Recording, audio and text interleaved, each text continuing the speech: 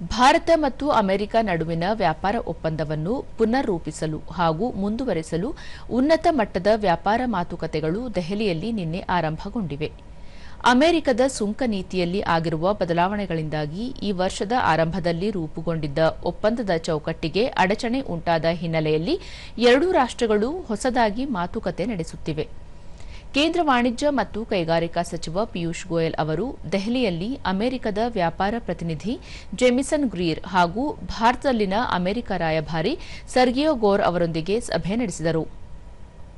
ಅಮೆರಿಕವು ತನ್ನ ವ್ಯಾಪಾರ ಪಾಲುದಾರ ರಾಷ್ಟ್ರಗಳಿಂದ ಆಗಮಿಸುವ ಆಮದುಗಳ ಮೇಲೆ ವಿಧಿಸಿರುವ ತಾತ್ಕಾಲಿಕ ಶೇಕಡಾ 10 ಸುಂಕದ ಆದೇಶ ಜುಲೈ 24ರಂದು ಅಂತ್ಯಗೊಳ್ಳಲಿರುವ ಹಿನ್ನೆಲೆಯಲ್ಲಿ ಅದಕ್ಕೂ ಮುನ್ನ ಮಧ್ಯಂತರ ವ್ಯಾಪಾರ ಒಪ್ಪಂದವನ್ನು ಅಂತಿಮಗೊಳಿಸುವ ಗುರಿಯನ್ನು ಉಭಯ ದೇಶಗಳು ಹೊಂದಿವೆ.